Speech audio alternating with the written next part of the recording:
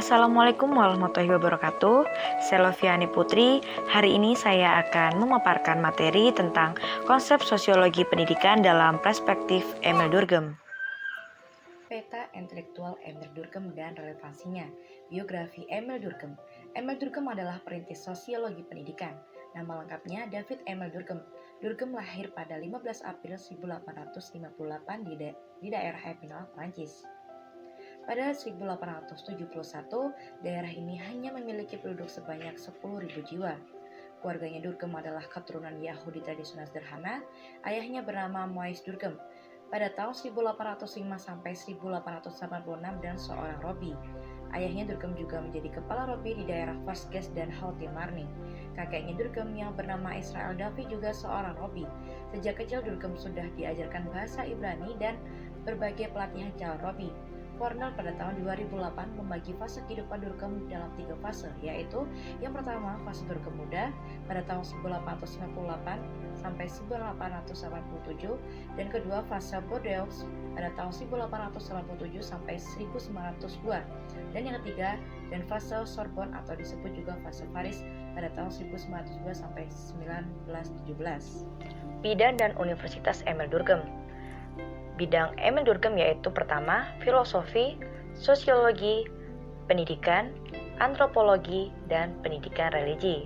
Dan Universitas Paris, dan Universitas Bordeaux. Spektrum pemikiran Emil Durkheim. Yang pertama, Les Reges de la Méthode Sociologie. Buku ini diterbitkan pada tahun 1894 dalam review filosofi, yaitu sebuah jurnal filsafat.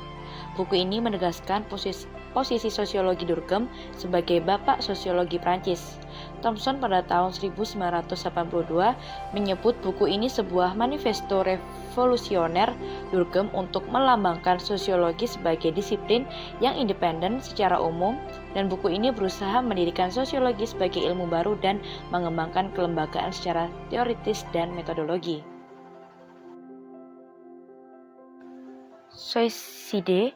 Buku ini diterbitkan pada 1897 yang merupakan studi sosiologis empiris Durkheim dengan menerapkan prinsip-prinsip metodologis yang sebelumnya ia definisikan dalam buku Les Reges de la Méthode Sociologie. Dalam buku ini, Durkheim berpendapat bahwa bunuh diri adalah faktor sosial dalam dirinya sendiri, yaitu terdapat pada individu.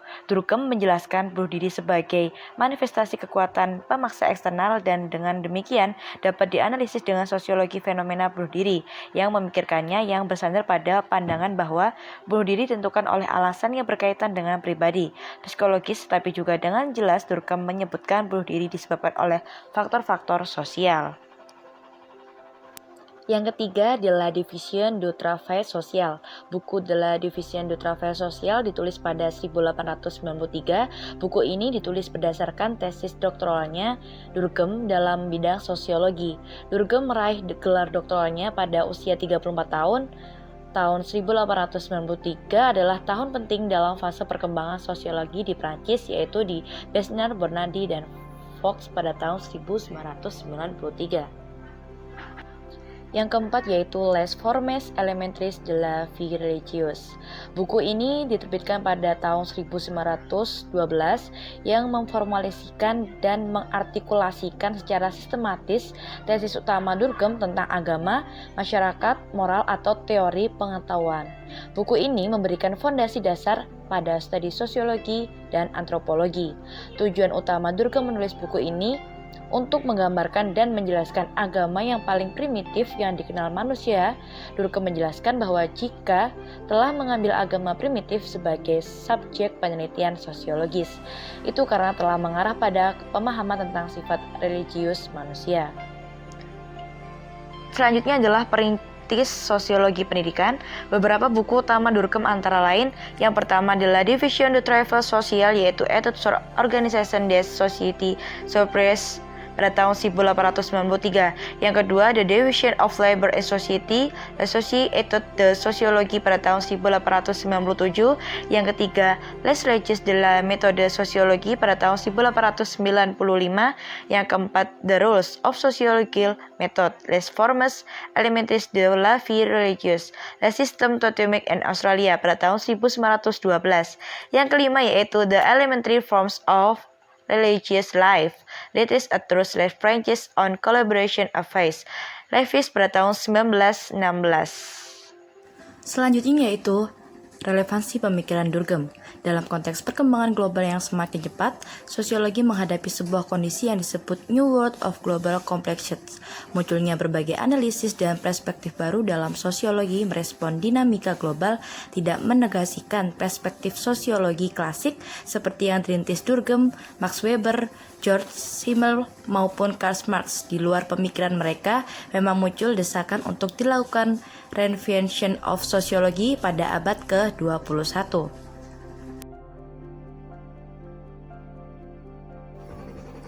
Karya-karya Emil Durkheim. Yang pertama, pelembagaan sosiologi Durkheim memberikan kontribusi penting dalam melembagakan sosiologi sebagai disiplin ilmu yang mandiri dan otonom. Kontribusi ini menjadi penting karena menunjukkan bahwa mempelajari Durkheim relevan dalam perkembangan ilmu sosial kontemporer, khususnya sosiologi.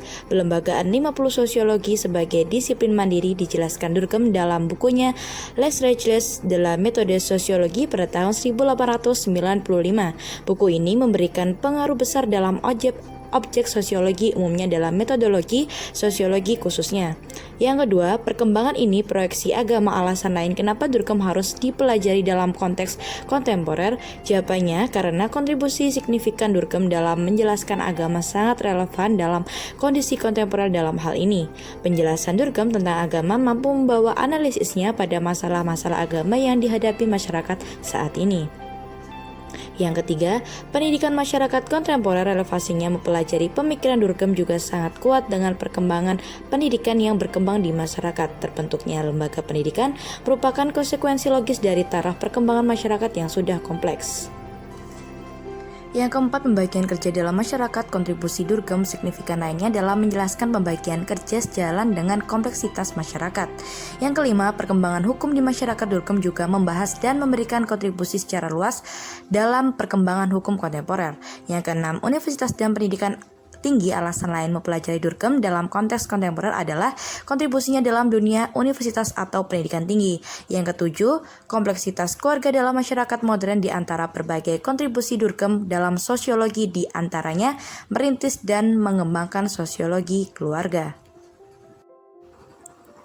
Gagasan Emil Durkheim dan dinamika universitas. Merintis sosiologi universitas. Secara umum terdapat 3 utama pemikiran Durkheim tentang universitas. Yang pertama, revolusi universitas di Prancis khususnya dalam pembelajaran filsafat, sosiologi, dan sosiologi pendidikan. Yang kedua, dinamika Universitas Prancis dalam sejarah pendidikan Prancis. Yang ketiga, transformasi moral, sekularisme dalam sistem Universitas Prancis. Durkheim menjelaskan 4 fase sejarah universitas, yaitu yang ke-1, fase abad pertengahan, yang kedua, fase Renaissance, yang ketiga, fase revolusioner, yang keempat, fase Napoleon. Peran penting Durkheim dalam studi universitas memberikan arti penting perkembangan studi universitas di kemudian hari. Ada 2 legasi penting dalam studi universitas.